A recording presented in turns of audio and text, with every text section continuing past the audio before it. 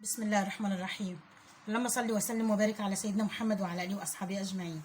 ازيكم يا حبايبي، عاملين ايه؟ يا رب دايما تكونوا بالف خير واحسن حال. صباحكم زي الفل يا حبايبي. النهارده ان شاء الله نعمل مع بعض المخ اهو. انا هعمله على طريقتي انا. معايا توابل. بسم الله الرحمن الرحيم. ده المخ اهو. معايا توابل: ورق لوري، فلفل حصى، فصين مستكه، فصين حبهان، ملح. معايا هنا انا كنت طبعا لما باجي اعمل حاجه بالبصله اخد ميتها ارميها، الدنيا غلا مش هنرمي حاجه. دي ميه بصله، يعني انا عملت البصله والقطايه في الكبه، ودي ميتها انا عايزاها هتبل بيها المخ بعد ما اسلقه. ودي اللي هي العصاره بتاعت البصله، قصدي التفل بتاع البصله والقطايه هحطه في ميه السليق. يلا بقى نشوف هنعمل ايه. حطيت حله فيها ميه على النار، هنزل فيها التوابل اهي. بسم الله الرحمن الرحيم. البصلايه اهي بالقطايه، وهي بتغلي هنزل المخ اهو. خلوا بالكم عشان ده حساس قوي، يعني انا ايه هقعده مش اقل، يعني مش 5 دقايق كمان، هما 3 دقايق. جنبي ميه اهي من الحنفيه، وكده كمان ما كملش ال3 دقايق. جنبي ميه من الحنفيه اهو.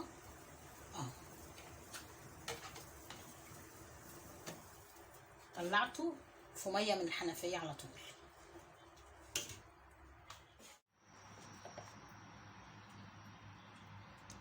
بسم الله الرحمن الرحيم. بالراحه خالص، عشان ايه؟ المخ ده بيبقى حساس قوي. هقطعه بقى.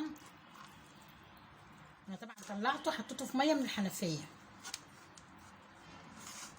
ده البصل اللي كان عليه. بسم الله الرحمن الرحيم.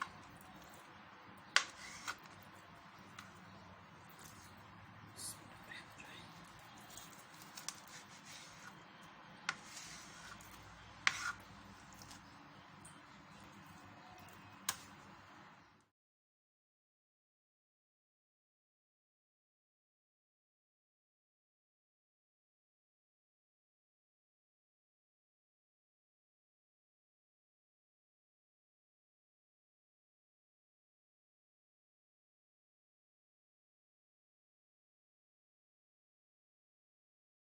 قطعته اهو.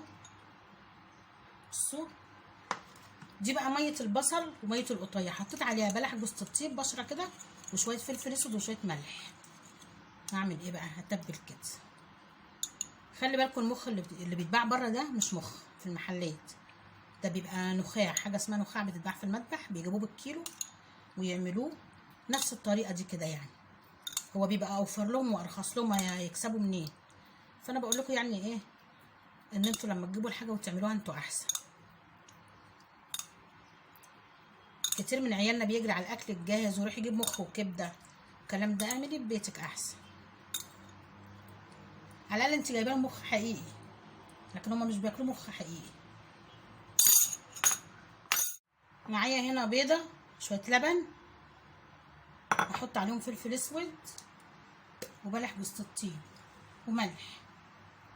ده الايه للمخ اهو. شويه بلح جوز الطيب.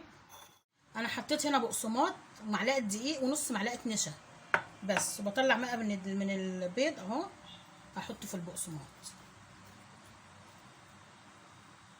كده. حطيته كله في قلب البيض واللبن والتوابل.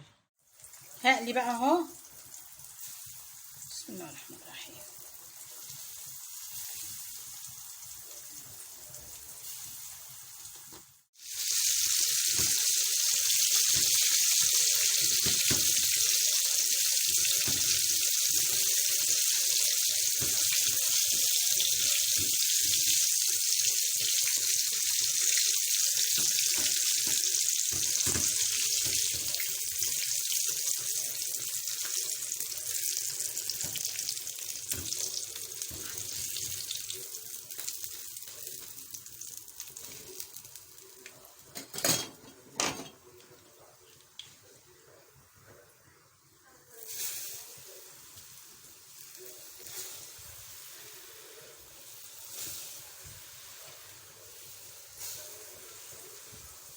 خلص الفيديو بتاعي، يا رب يكون الفيديو عجبكم. حطيت حبه بقدونس، انا حبيت احط البقدونس قدامكم عشان تشوفوا ان المخ ما فيهوش ولا غلطه يعني.